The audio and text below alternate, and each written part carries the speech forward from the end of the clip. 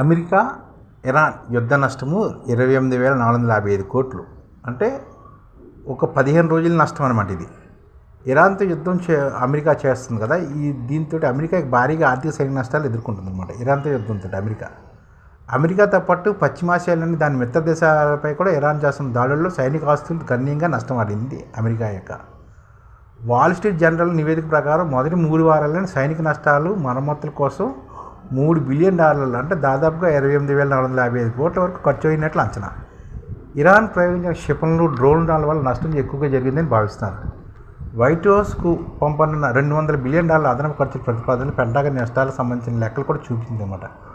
3 F-15 యుద్ధ విమానాలు Iran యుద్ధం సందర్భంగా మార్చి 1న కువైట్కి చెందిన FA-80 యుద్ధ విమానం పొరపాటున 3 F-15 ఈ స్ట్రైక్ ఈగల్ యుద్ధ విమానాన్ని కూల్చివేసింది.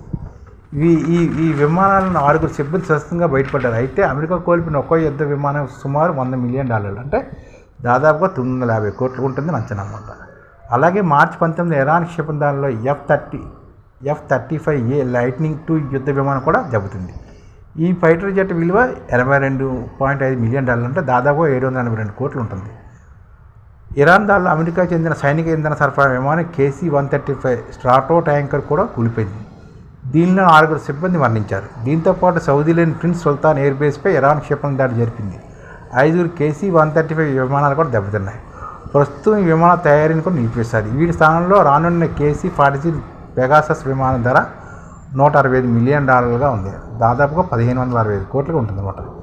ఇరాన్ యుద్ధం ప్రారంభించినప్పటి నుంచి అమెరికా డజన్ పైగా MQ-9 రీపర్ డ్రోన్ కూలిపోయింది. ఒక్కో MQ-9 రీపర్ డ్రోన్ ఖరీదు $16 మిలియన్, అంటే 150 కోట్లు. కొత్త MQ-3 వేరియంట్ల ధర $30 మిలియన్, అంటే 248 కోట్లు. నౌకాదళం కూడా ఎదురుదెబ్బ తగిలిందనమాట. మార్చి 12న USS జెడ్డార్ అనే ఫోర్ట్ నౌకలు అగ్నిప్రమాదం సంభవించింది. దీంతో ఈ విమాన వాహక యుద్ధ నౌకలోని పలు విభాగాలు దెబ్బతిన్నాయి. ప్రస్తుతం దీనికి గ్రీసులో మరమ్మతులు జరుగుతున్నాయి. ఈ నౌకపై ఇరాన్ క్షిపణి దాడి చేసిందని వార్తలు వెలువడుతున్నప్పటికీ అమెరికా వారిని ఖండించింది. ఇరాన్తో యుద్ధంలో అమెరికాపై భారీగా ఆర్థిక భారం పడింది. అత్యంత విలువైన ప్లాట్ఫామ్లు, నిఘా వ్యవస్థలు, డ్రోన్లు దెబ్బతిన్నాయి. క్షిపణుల రాడార్ వ్యవస్థ కూడా నష్టం బాగానే జరిగింది. కీలక నిఘా క్షిపణి రక్షణ వ్యవస్థల లక్ష్యంగా ఇరాన్ దాడులు పాల్పడింది. జోర్డాన్లో ఉన్న third terminal high altitude aerial defence క్షిపణి రక్షణ వ్యవస్థలో భాగమైన ANTP రాడార్పై కూడా దాడి చేసింది. దీనివల్ల అమెరికాకు $300 బిలియన్, అంటే దాదాపు 2,850 కోట్ల పైగా నష్టం వాటిందనే అంచనా. ఖతార్లోని ఆదుద్దీన్ విమానాశ్రయం వద్ద ఒకేసారి బహుళ ముప్పులను పసిగట్టేగల సామర్థ్యం ఉన్న AESA FPS-132 రాడార్ కూడా నష్టం వాటిందని తెలుస్తుంది. అలాగే UAE, బహ్రెయిన్, కువైట్, సౌదీలో కూడా రాడార్ గగన వ్యవస్థలు కూడా నాశనమే అనమాట. ఈ విధంగా బయటికి చెప్పుకున్న నష్టం 2,000. అలాంటి అంతర్గత నష్టం కూడా చాలా జరిగినట్టు మనం చెప్తున్నాం అన్నమాట. ఇలాగ ఉంటుందన్నమాట నష్టాలు.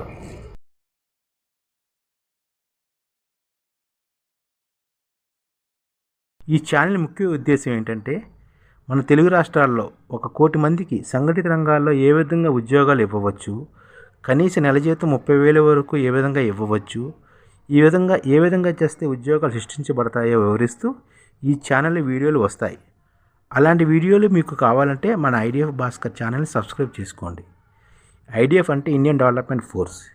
ఈ వీడియోలు చూసిన తర్వాత మీకు నచ్చితే లైక్ చేయండి, మీ ఫ్యామిలీ మెంబర్స్కి షేర్ చేయండి, మరియు మీ ఫ్రెండ్స్కి షేర్ చేయండి. Thank you. నమస్కారం.